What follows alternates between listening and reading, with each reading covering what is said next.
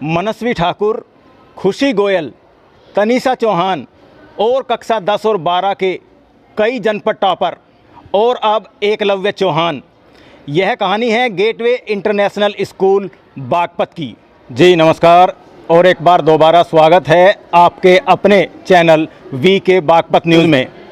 आपकी जानकारी के लिए बता दें कि यह वह गेटवे इंटरनेशनल स्कूल है जिसमें से मनस्वी ठाकुर, खुशी गोयल, तनीषा चौहान और कई जनपद टॉपर अलग अलग वर्षों में बागपत में उभर कर आए हैं। इस वर्ष 2022-23 की CBSE हाई स्कूल परिणाम की बात करें तो इस बार भी एक छात्र हमारे साथ हैं जो कि गेटवे इंटरनेशनल विद्यालय के ही हैं। इन्होंने हाई स्कूल में जनपद टॉप किया है। तो आइए जानते हैं छात्र का परिचय और आगे की बात करते हैं। जी आपका नाम? मेरा नाम एकलव्य चौहान।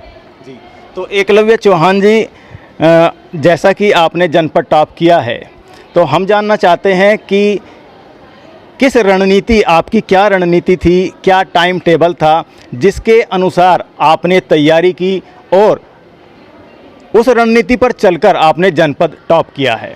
तो आपका रूटीन क्या था? मेरा रूटीन सारे साल के लिए एक ही रहा है कि रोज़ थोड़ी थोड़ी पढ़ाई करें। एक दिन में ज़्यादा पढ़ाई करने से कुछ नहीं होगा। रोज़ आप अपनी पढ़ाई के लिए बस 2 घंटे निकालिए और उस टाइम को अपने पूरा कंसिस्टेंट रहना है, आपको लगातार पढ़ाई करनी है। तो आप ये कहना चाहते हैं कि निरंतरता ज़रूरी है। एक कछुआ और खरगोश की कहानी हमने सुनी है, तो आप खरगोश पर ना चल कर के कछुआ, यानी कछुआ जो था वो निरंतर चलता रहता था।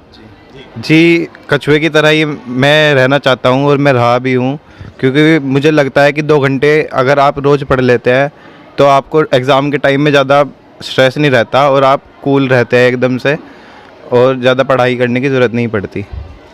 लेकिन हमने सुना है जो टॉपर होते हैं, जनपद टॉपर हैं, अगर उत्तर प्रदेश माध्यमिक शिक्षा परिषद के विद्यार्थियों से हमने बात की है, अभी हाल फिलहाल में उनका परिणाम आया है, तो वो उन्होंने बताया कि हम घंटों पढ़ाई करते थे, लेकिन आपने अभी कहा है कि आप मात्र केवल 2 घंटे। तो हम आपका पूरा रूटीन जानना चाहते हैं कि सुबह आप कितने बजे उठते थे, क्या योगा करते थे, वो पूरा रूटीन हम आपका जानना चाहते हैं। सुबह कितने बजे उठते थे आप? सुबह मैं 6 बजे उठ जाता था और मन को फ्रेश करने के लिए मैं वॉक पे चले जाता था अपने डॉग के साथ। यहाँ हमारे गांव में यमुना है, हम यमुना नदी पे मैं चला जाता था तो मन फ्रेश हो जाता था, तो फिर सुबह सुबह पढ़ाई में मन भी लगता था, इसलिए मन अच्छे से पढ़ाई करने में इससे मदद मिलती थी। तो कौन सा गांव है आपका? मैं सिसाना गांव बागपत से हूँ। तो अब अगला प्रश्न हमारा एकलव्य जी यह है कि ये जो आपने सफलता प्राप्त की है, जनपद टॉप किया है, तो क्या जब आपकी परीक्षा ख़त्म हो चुकी थी तो क्या उस समय कोई आपको ऐसा आभास था कि मैं जनपद टॉप करूँगा? जी, आशा तो थी, उम्मीद भी थी, लेकिन कुछ भी कंफर्म नहीं था।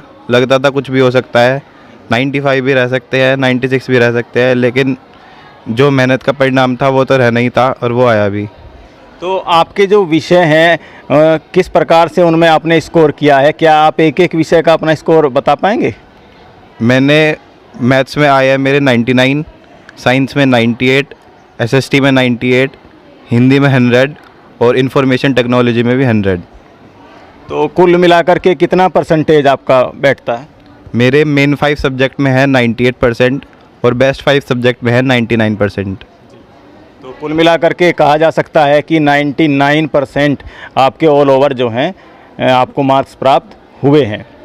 तो हम ये जानना चाहते हैं एकलव्य, जैसा कि जो टॉपर्स होते हैं अक्सर हमने देखा है उनका पहले से ही एक ड्रीम डिसाइड होता है। कोई अधिकारी बनना चाहता है, कोई चिकित्सक बनना चाहता है, तो इस क्रम में क्या आपके मस्तिष्क में कुछ चलता है? आपका कुछ टारगेट सेट है? जी ज़रूर, मैं JEE करना चाहता हूँ। IIT तो हमेशा सबका सपना रहा ही है। IIT से इंजीनियर बनना चाहता हूँ और उसके बाद कभी ज़िंदगी में मौका लगेगा तो MBA भी करना चाहता हूँ। तो यहाँ पर आपने कहा IIT और साथ में आपने MBA कहा है, तो अगर कोई IIT पास आउट हो जाता है, IITian बन जाता है, तो उसके बाद तो फिर आगे कुछ करने की मेरे विचार से ज़रूरत नहीं होती। तो आपका ऐसा विचार क्यों है? आईआईटी देश का सबसे अच्छा इंस्टीट्यूशन है। हमेशा उसने अच्छे अच्छे सब इतने सारे लोग निकाले हैं, इतने उनके एल्यूमिनाई रहे हैं, तो आईआईटी से बहुत प्रभावित भी हूँ और आईआईटी अच्छा भी लगता है। तो आपके मन में कुछ चलता है कि IIT आप करना चाहते हैं, उसमें कुछ मस्तिष्क में चलता है, कुछ आविष्कार चलता है? क्योंकि हमने देखा है कि जो IITian होते हैं उनके जो मन मस्तिष्क होते हैं वो अलग ही होते हैं, वो आविष्कार में ज़्यादा विश्वास करते हैं। तो आपके मन में क्या कुछ ऐसा है? अभी तो मैं अपने स्कूल में ही फोकस कर रहा हूँ, लेकिन जब स्कूल एक बार कंप्लीट हो जाता है तो पूरा ध्यान जेईई की पढ़ाई पे लगाऊंगा और उसका पेपर क्लियर करने की पूरी कोशिश रहेगी। तो ऐसे तो हमारा अगला प्रश्न है एकलव्य जी कि जैसा कि ऐसा कहा जाता है कि अच्छी पढ़ाई करने के लिए संसाधन होने चाहिए, अच्छी व्यवस्था होना चाहिए, तो जो है आप किस मध्यम वर्गीय परिवार से आते हैं, किस प्रकार के परिवार से आप आते हैं, मैं वो जानना चाहता हूँ। मैं मध्यम वर्गीय परिवार से ही हूँ और मुझे लगता है इतने ज़्यादा आपको रिसोर्सेज की ज़रूरत नहीं है, आपको अपनी बस पढ़ाई की ज़रूरत है। जैसे बहुत से बच्चे मेरे दोस्त सब हर सब्जेक्ट के लिए क्वेश्चन बैंक भी लाते थे, सैम्पल पेपर भी लाते थे, लेकिन मैंने ऐसा कुछ नहीं ख़रीदा। मेरे जो पुराने भाई बहन की किताबें रखी थी मैंने उनसे ही पढ़ा, NCERT से पढ़ा और कभी ज़रूरत भी नहीं लगी। तो यहाँ पर एक बड़ी बात एकलव्य जी ने कही है कि जो पुरानी किताबें हैं और NCERT का भी जिक्र यहाँ पर इन्होंने किया है कि वहाँ से इन्होंने अध्ययन किया है। अक्सर एक बात कही जाती है कि जो पढ़ाई के आड़े जो है उनकी पारिवारिक स्थिति की बात, तो यहाँ पर एकलव्य जी स्पष्ट कर रहे हैं कि पारिवारिक जो स्थिति है उसका फ़र्क, यदि कोई वास्तव में अध्ययन करना चाहता है, जीवन में आगे बढ़ना चाहता है, तो उस चीज़ का फ़र्क वहाँ पर नहीं पड़ता है। तो आइए बातचीत का सिलसिला आगे जारी रखते हैं जी। तो एकलव्य जी, हम ये जानना चाहते हैं कि सोशल मीडिया यानी मोबाइल पर आपकी उपस्थिति कितनी घंटे की रहती थी, और यदि रहती थी तो आप वहाँ पर क्या चलाते थे, फेसबुक, व्हाट्सएप, और क्या कहना चाहेंगे उसको? जी, पूरे साल में तो मैंने इंस्टाग्राम बहुत चलाया है, ये मैं बता देता हूँ आपको। लेकिन जब एग्ज़ाम का टाइम आ गया तो मैंने उस समय को घटा दिया, 1 घंटे तक कर दिया। लेकिन कभी भी मैंने अपना इंस्टाग्राम चलाना छोड़ा नहीं, क्योंकि मुझे लगता है ये आपकी हाथ में रहता है कि आप किस दिशा में चलाना चाहते हो अपने इंस्टाग्राम को या फिर किसी भी सोशल मीडिया को। तो अभी आपने कहा इंस्टाग्राम से आप नहीं दूर हो पाए, तो इंस्टाग्राम पर क्या सामग्री जो है वो आप सर्च करते थे? इंस्टाग्राम पे मुझे बॉलीवुड देखना बहुत अच्छा लगता है, बॉलीवुड की म्यूज़िक, उसकी फ़िल्म, वो देखने में बहुत मज़ा आता है। और उसके अलावा मैप्स वगैरह, ज्योग्राफी, हिस्ट्री, ये देखने में बहुत मज़ा आता है। तो इसके अलावा क्या आप फेसबुक पर भी अपनी उपस्थिति दर्ज कराते हैं? फेसबुक तो नहीं है, इंस्टाग्राम और व्हाट्सएप ही चलाता हूँ ज़्यादातर। और यूट्यूब में बहुत अच्छी अच्छी वीडियो आती है, IITians की आती है, बहुत बड़े बड़े एल्यूमिनाई की आती है, तो उन्हें देख के भी बहुत प्रभावित होता हूँ। तो यहाँ पर ये उल्लेखनीय बात है कि जो टॉपर हैं, जनपद टॉपर हैं एकलव्य जी, उन्होंने ये बात स्वीकारी है कि वे सोशल मीडिया पर अपनी उपस्थिति दर्ज कराते हैं, और कितनी समय कराते हैं ये भी सच्चाई उन्होंने स्वीकार की है। और क्या क्या वो देखते हैं वो सारी चीज़ें स्पष्ट रूप से यहाँ पर एकलव्य जी ने बिना झिझके निर्भीकता से बताई हैं। अक्सर देखा जाता है कि जब प्रश्न पूछा जाता है तो कहीं पर जो है चीज़ें घुमा दी जाती हैं और एकदम से जो है कैंडिडेट ये कह देते हैं कि हम बिल्कुल नहीं मोबाइल इस्तेमाल करते थे। लेकिन यहाँ पर बहुत बेबाकी के साथ और सच्चाई को सामने रखते हुए एकलव्य जी ने ये स्वीकार किया है कि वो सोशल मीडिया पर भी अपनी उपस्थिति दर्ज कराते थे। क्या क्या वो उस पर करते थे वो भी उन्होंने बहुत ही अच्छे तरीके से हमारे सामने, आपके सामने प्रस्तुत किया है। तो आइए बातों का सिलसिला आगे जारी रखते हैं। तो अब जैसे कि आपका 10th पास हो गया है, तो अभी 11th में जो है आपने किस वर्ग में, किस स्ट्रीम में आपने एडमिशन लिया? मैंने अभी लिया है साइंस, मैथ्स के साथ लिया है PCM, लेकिन एडिशनल सब्जेक्ट का ऑप्शन था तो उसमें मैंने एक कॉमर्स का सब्जेक्ट चुना है, इकोनॉमिक्स। तो इसके अलावा अब हम ये जानना चाहते हैं एकलव्य जी कि जो भी व्यूअर्स देख रहे हैं, हमारे जो व्यूवर्स हैं, जो लोग हज़ारों छात्र आपके विद्यालय के और पूरे जनपद के छात्र आपको देखेंगे, उनके लिए आप क्या संदेश देना चाहेंगे? मेरा संदेश तो यही रहेगा, हमेशा अपनी ज़िंदगी में हिम्मत करो, रिस्क लो। अगर आप जीते तो आप राज कर सकते हैं, लेकिन अगर आप हारे तो फिर भी आप हारते नहीं, आप औरों को बता सकते हैं कि मेरा एक्सपीरियंस ये रहा है, तो वो हमेशा यूज़ में ही आता है। तो कहीं ना कहीं आप यह कहना चाहते हैं कि यदि कोई हार भी जाता है, किसी परीक्षा की तैयारी करते हैं या कोई भी तैयारी हम करते हैं, रिस्क लेकर के करते हैं, तो यदि हार भी जाते हैं तो उसमें हमें अनुभव प्राप्त होता है और अनुभव कभी भी बेकार नहीं जाता। तो एकलव्य, क्या कभी ऐसा समय आया है जब आपने थोड़ा सा डीमोटिवेट आप हुए हों पढ़ते पढ़ते और ये लगा हो कि ये मुझे समझ नहीं आ रहा है, आपको परेशानी का सामना करना पड़ा हो जब आप तैयारी कर रहे थे? जब मैं 9th क्लास में पास होकर 10th क्लास में आया था, तो शुरू में 10th का मैथ बहुत डिफरेंट लगा, तो उसमें डिमोटिवेट फील होता था, लगता था कि ये नहीं हो पाएगा।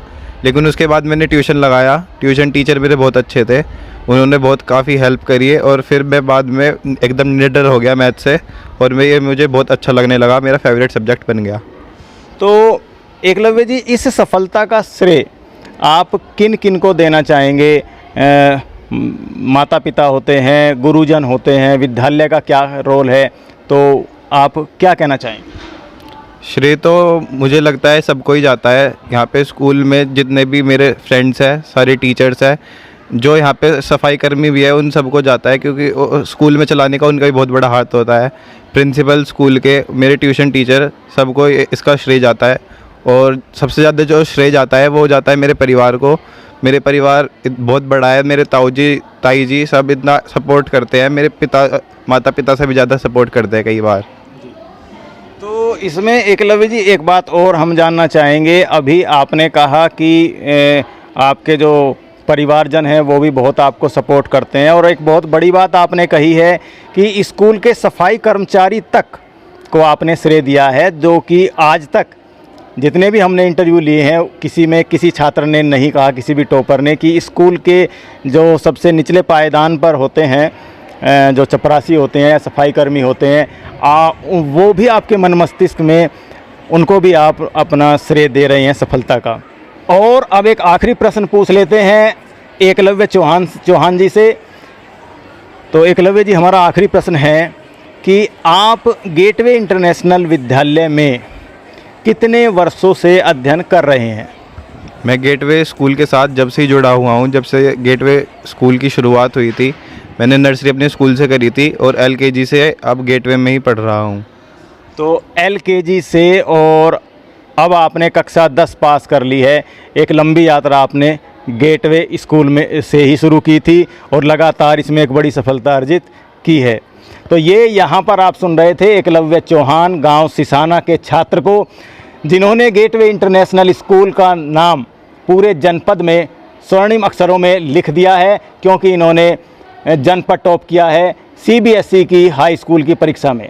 तो उम्मीद करते हैं आपको यह इंटरव्यू पसंद आया होगा, और इसी प्रकार की अपडेट के लिए सब्सक्राइब कीजिए चैनल को और लाइक करें और उत्साहवर्धन करें एकलव्य चौहान का। आगे की अपडेट के लिए बने रहिए आपके अपने चैनल VK बागपत न्यूज़ पर। धन्यवाद।